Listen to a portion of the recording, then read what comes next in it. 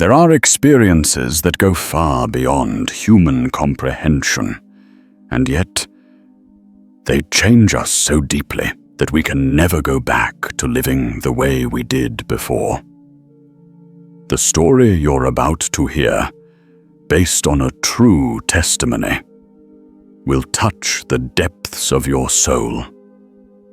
Stay until the end of this video, because what you've been searching for all along might just appear here.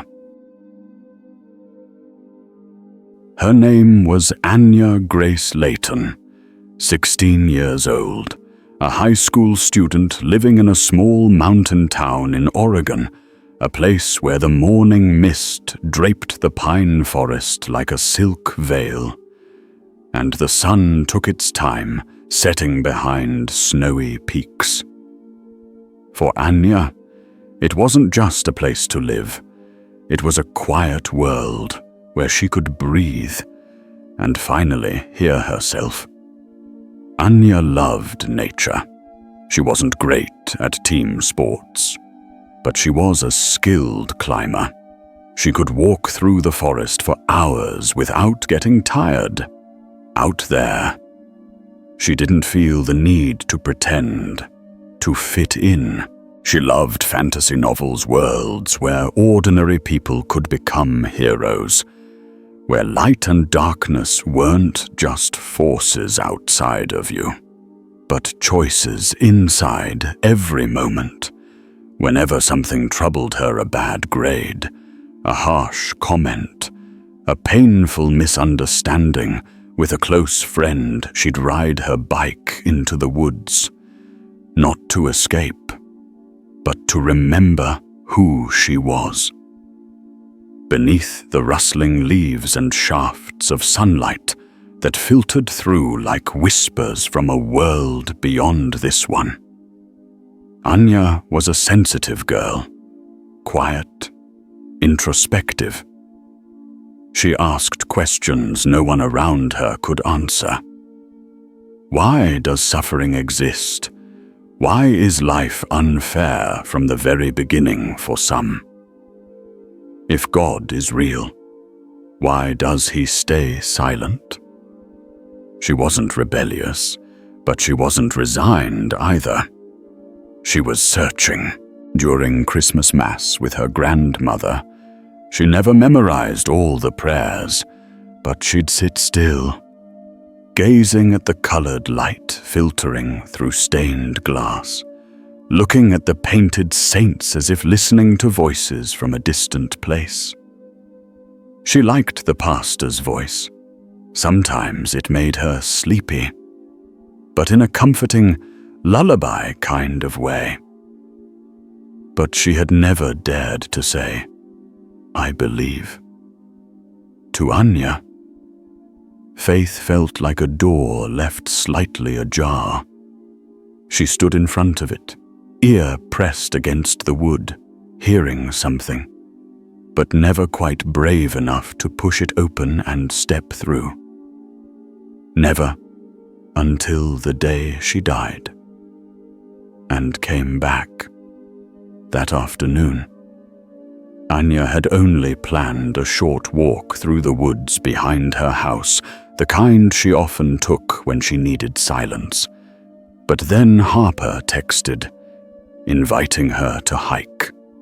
The evergreen trail, the one they'd promised each other they'd return to once winter passed. The sky was clear, the breeze was gentle, the ground was dry. She nodded. The hike began with laughter and random stories. They breathed in the crisp, cool air, occasionally stopping to snap a few silly pictures. Everything felt normal, so peaceful. In fact, that Anya felt like her soul was being recharged after days of pressure and stress. Until she felt her heart start to pound, not from exhaustion, not from overexertion, but something intense, sudden, tight, then bursting, like a bell being struck from inside her chest. She placed her hand over her heart, her breath shortened, and the color drained from her lips. "Anya, are you okay?" Harper turned around, panic in her voice. I don't know. Let me sit for a bit." Anya stammered. She collapsed onto a rock. Her heart pounded erratically, then began to slow. So slow, in fact, that she started to feel cold. Her vision blurred. The sounds around her became muffled, like everything was submerged underwater. Harper kept calling her name in panic, but her voice echoed from far away like a dream wrapped in thick fog. And then, silence.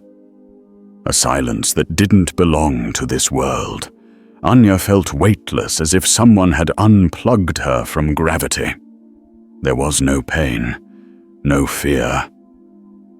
Just floating, in a space that felt gentle, where time didn't exist, where there was no weight, no name, no identity. She looked down and saw herself. Harper was leaning over her, palms pressed against her chest, desperately giving CPR. Her phone lay nearby, trembling as she called for an ambulance. Anya wanted to say, "I'm okay now," but no sound came out. She was no longer flesh and blood, just a presence. Everything happening below was now just a memory playing out. And then, a soft light rose behind her, lifting her from the earth. It wasn't blinding. It was warm, gentle, like sunlight through the stained glass windows at church, the ones she used to gaze at during Christmas Mass. Anya no longer belonged to the earth. She was being led somewhere else, a place that deep in her heart she had always suspected was real, but had never dared to fully believe in. She was being guided softly, yet with certainty through a space that didn't look like a tunnel or the sky. It was a realm made entirely of light. But the light wasn't harsh. It was warm and tender, like a light that could love. It didn't come from a single source, but surrounded her from every direction, soaking through her very soul. Anya no longer remembered who she was, where she came from, or where she was going. She only felt known and loved. And then she saw him. There was no music, no choir of angels like in children's books. No introductions were needed.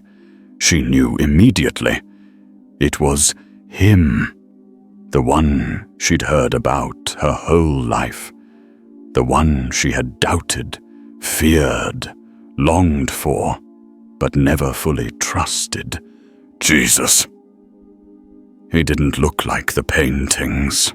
No long robes, no flowing beard like the illustrations, but he was love, walking, light, seeing, peace, with a face. When he looked at her, Anya felt like every secret in her heart was laid bare, the beautiful and the broken. But instead of judgment, she felt total acceptance, as if his eyes were saying, "I know everything, and I still love you. I still choose you." Jesus didn't ask if she was ready. He simply extended his hand, and when Anya placed her hand in his, a wave of light washed through her soul, not burning, not blinding, but deep, like a sacred invitation into something immense. Then the scene changed. The gentle space of light faded. She was now looking down at the world from a great distance high above, yet she could still hear breath, weeping, and the echoes of human hearts. "I'm showing you this," Jesus said, his voice like a breeze brushing through her soul, "not to bring fear, but so you can help others prepare with love, not panic." The first vision. Climate collapse peaks, but love blooms. Suddenly, Anya saw coastal cities swallowed by floods. New York, Venice. Manila waves no longer came seasonally, but with the merciless rhythm of nature, water swept away homes, and with them, humanity's illusion of control. Streets once full of life were now raging rivers. Skyscrapers stood alone in the waters, silent witnesses to the fragility of mankind. But amid the chaos, Anya witnessed something miraculous. Doors opened, not just the doors of homes, but of hearts. Churches, schools, even the smallest houses became shelters for those who had lost everything. People who once lived closed-off lives began to open up, sharing food, water, and comforting embraces. Anya saw a mother in Manila wading through floodwaters to bring a blanket to a family she had never met. In New York, a group of young people set up makeshift tents for the homeless during the storm. In Venice, neighbors rowed boats through flooded canals, bringing smiles and hope. "In the cracks," said the Lord, "love will find its way." And Anya felt the truth of his every word. The second vision. When artificial light fails, divine light will rise. The world was plunged into darkness. The global power grid collapsed. Phone screens went black. The internet disappeared. No more social media. No more instant news. No more digital lifelines people had once relied on. At first, it was chaos. People panicked, lost in the terrifying silence of a world without artificial light. But then, Anya saw small lights begin to glow. A candle lit in a suburban kitchen. A family huddled around a fire. A guitar playing. Children laughing beneath a sky filled with stars. She saw neighbors begin to talk, really talk across fences. In a small village, a group of young people held a moonlit sing-along, reviving old songs with open hearts. Anya realized that when the artificial fades away, people begin to truly see one another. They shared simple meals, honest stories, and dreams long forgotten. "When the screens go dark," whispered the Lord, "you will see one another truly, and you will see me." And warmth spread through Anya's heart. The third vision. A sickness of division. But love will bridge the gaps. Anya saw a wave of sickness sweeping the earth, but not an ordinary virus. The greater threat was invisible fear, suspicion, and division infecting people's minds. Doors shut. People isolated themselves. not just to avoid illness, but out of fear of one another. Cities turned cold, streets empty, and eyes began to avoid each other. But in that darkness, Anya saw glimmers of light. A woman left a basket of food on her neighbor's doorstep, along with a handwritten note. "We will get through this." In a city park, a group of young people organized a prayer circle, where strangers joined hands regardless of wealth or skin color. In a small neighborhood, children painted bright pictures and hung them in windows, a gentle reminder that hope still existed. "People will learn," said the Lord, "that fear cannot stop love." And Anya saw the distances slowly close, not with grand gestures, but with simple, powerful acts of kindness. The fourth vision. Artificial intelligence rises, but the human soul is irreplaceable. The world moved faster. Machines now did what humans once did: teaching, writing, painting, driving. Anya saw fully automated factories, abandoned offices, and millions of people left unemployed and lost. Some began to question their own worth, as if their souls had been forgotten amid the cold logic of machines. But then she saw the things no machine could ever touch. A carpenter, carefully carving every line into a wooden table, bringing joy to a family. A mother, sitting quietly as her child shared their fears, not judging, just being present. A group of young friends organizing a street concert where laughter and tears danced together. These moments, though small, held something no machine could ever replicate: the true presence of a soul. "What machines can never do," said the Lord, "is touch the human heart."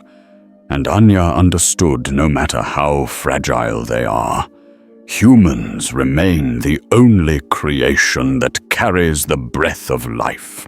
The fifth vision: psychological crisis. But the soul will awaken.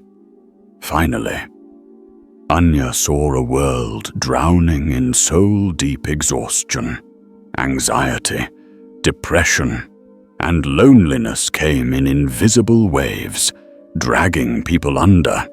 Teenagers, lost inside their phones, searched for meaning in likes and comments.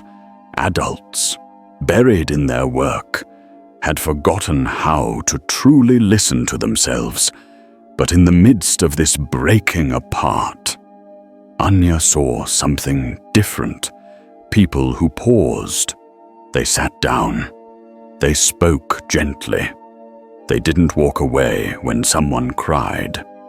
An elderly man told stories to the neighborhood children. A young woman wrote a heartfelt letter to her friend.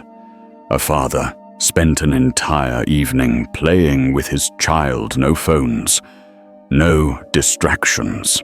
These actions, though small, sparked tiny flames of light. Anya saw small communities begin to form, where people learned to slow down, to love again, and to trust in something greater than themselves. They began to pray not just in churches, but on front porches, in public parks, even in the middle of busy streets.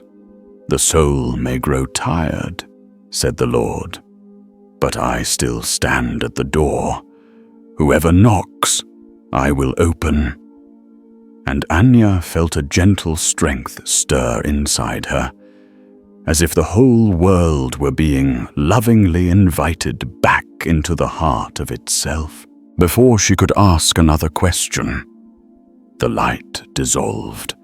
She heard a voice calling from far away, the sound of machines, the urgent voices of paramedics yelling. She's awake. When she opened her eyes, she was inside the ambulance. Her heart was still beating. Her breath had returned. Doctors would call it a medical miracle. But Anya knew this wasn't only a miracle of science. It was a calling, an invitation, a second chance to live differently, to see the world with new eyes. After that moment, Anya was no longer the same person. Before, she had been like everyone else, caught in the rush of youth, burdened by the pressure of grades, trapped in social media, chasing the invisible expectations of family, teachers, and herself. She had once believed happiness was high scores, a beautiful appearance, a growing follower count, or simply not falling behind. But after crossing the fragile line between life and death, after her soul had been drawn near the eternal source of light, Anya understood all of that was just a shell, a hollow shell. If inside it lacked something real, true connection to herself, to others, and to God. After returning, Anya began to see the world with new eyes. The familiar suddenly became deeper, more meaningful. She realized that God's presence wasn't confined to churches or the pages of scripture she used to read just to check off a box. He was there in the kind gaze of a stranger in a hospital hallway, in the sincere question of a friend she thought she had lost, in the soft sound of rain falling gently on the rooftop during a sleepless night. He was there in every simple moment she had once overlooked, and more than anything, Anya felt one truth clearly. This world is standing at the edge of unavoidable trials, not just natural disasters, pandemics, or human-made crises, but something quieter and more dangerous, a battle within the soul, where people can so easily lose themselves to numbness, fear, and division. She understood now the most important preparation isn't a stocked pantry, a backup account, or survival skills, but a heart that is awake, a heart that knows how to have compassion, how to pray, and how to become a small light in the darkness of this age. After coming back, Anya could no longer live as she did before, not because anyone forced her to change, but because deep down, she could no longer bear the thought of living a shallow life. She started with small things, waking up earlier to pray not with rehearsed or mechanical words, but with quiet conversations with God, like a daughter speaking to the father she knew was listening. She turned off her phone notifications in the morning, choosing stillness instead. She practiced looking people in the eyes when she spoke, and when she saw someone sad, she didn't look away anymore. Anya didn't share her near-death experience with everyone, not because she was afraid of being doubted, but because she knew some people simply weren't ready to hear it yet. But for those who were yearning for something deeper than this world, she quietly shared, not as a preacher, but as someone who had once been lost and had found the light again. She invited Harper and a few close friends to start a small group at her house. They called it the Light Circle. Each week, they met in her basement, no preaching, no dogma, just open sharing, a short Bible reading, and prayer for one another and for the world. At first, there were only 4 of them, then 7, then over a dozen. Some had once been atheists. Some carried deep wounds that no one had ever touched before. And something strange and beautiful happened. They began to heal each other. Not with instant miracles, but with honesty, with patience, and with love that didn't judge. A boy who had once planned to drop out of school began to speak of his dream of becoming a nurse. A girl who had always been distant and cold began to smile more, and even reached out to hug others when they cried. Anya didn't become a preacher. She simply lived like a small lamp. But the miracle was this: that little light kept spreading. Every time she said, "I'll pray for you." It wasn't a polite phrase. It was a true promise, kept with all her heart. One evening, after the group had left, Anya remained alone in the room. Candles still flickered on the table. She looked at the wall where she had posted the promises God once spoke to her in that moment beyond life. And she whispered, "I haven't forgotten. Lord, I still remember that light, and I will tell the world about you until the day I come home for real." Time passed, but the visions God gave Anya in the light never faded. Strangely enough, they didn't blur with time, they grew sharper. Not because she tried to remember, but because the world began to move in the exact way God had shown her. Each time she turned on the news, scrolled through headlines or social media, Anya shuddered. The seas were truly rising. Floods were no longer something happening somewhere far away. People were beginning to talk about relocating entire cities. The numbers weren't just cold data anymore. They were fear, cries for help, the haunted eyes of those who had lost homes, land, everything. And just like in the first vision, she also saw doors begin to open. She saw a Buddhist temple welcoming people of all faiths during the flood season, a church transforming into a community relief center. Strangers, once distant, suddenly becoming close, united by surviving the storm together. She remembered God's words, "When the world breaks, love will find its way through." Then came the second vision: power loss, disconnection. She read articles about massive grid failures, about society's dangerous dependence on digital systems. One time, her very own neighborhood lost power for nearly 3 days due to a storm.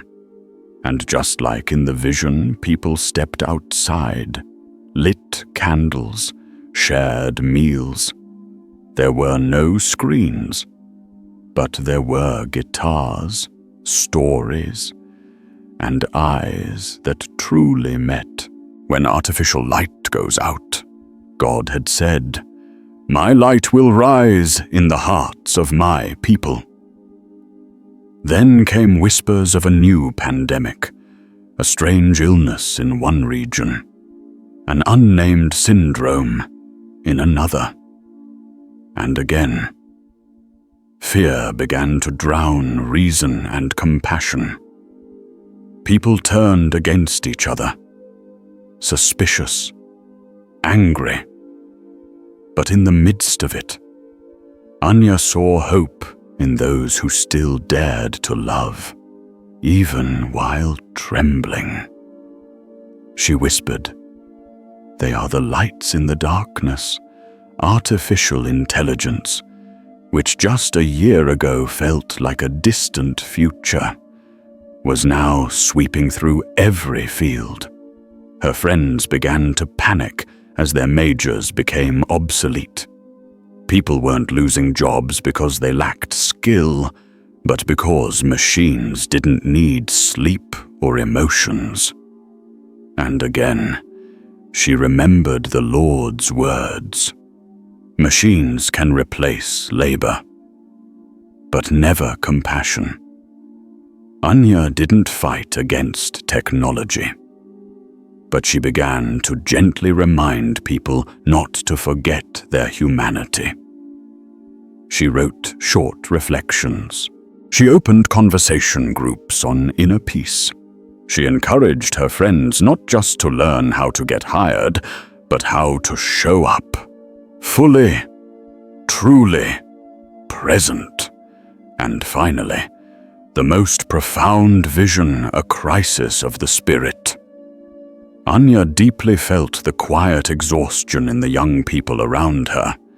They weren't screaming, but they were slowly sinking into depression, insomnia, and social media addiction as a way to escape. Even in her small prayer group, she noticed some members gradually stop showing up, not because they were busy, but because they were slipping into a darkness they couldn't name. God had warned her not to frighten, but to prepare. And now, Anya understood the calling wasn't to stand above and look down, but to step into the heart of the world, carrying the light within. Anya wasn't a saint. She didn't have a halo, nor did she possess miracles to change the world. But from the moment she placed her hand into God's, saw the visions, and returned from that sacred light, her life was no longer a string of meaningless days. She began to realize that truth isn't always what people shout out loud, but what quietly stirs another person's heart. And she chose to live as if every small action could be a thread of light connecting earth to heaven. She began to choose slowness in a world obsessed with speed, to choose listening while others argued, to choose prayer when others lost hope, to choose forgiveness when others chose judgment. It wasn't always easy. There were days Anya felt tired, doubted herself. Moments she wondered if she was too small to make a difference. But then she would remember those eyes, the eyes of the one who looked at her as if she were the only soul in the world, and somehow also everything. God didn't ask her to do great things. He only asked her to be a light, where darkness had convinced people it had already won. And the miracle is, light spreads, from her to the small group, from the group to her school, to social media, to people she had never even met, not because she was charismatic, but because sincerity always echoes deeply in the human soul. Everyone is searching for something that goes beyond fear, something that feels like hope. In a world changing at dizzying speed, natural disasters, technology, spiritual collapse, Anya understood the most essential preparation is soul preparation. A heart anchored in faith, compassion, and awareness will not be swept away. Even if the world tilts, God showed her the trials, but He also showed her the way through, not with strength, but with love, not with fear, but with hope, not with control, but with surrender into the hands of God.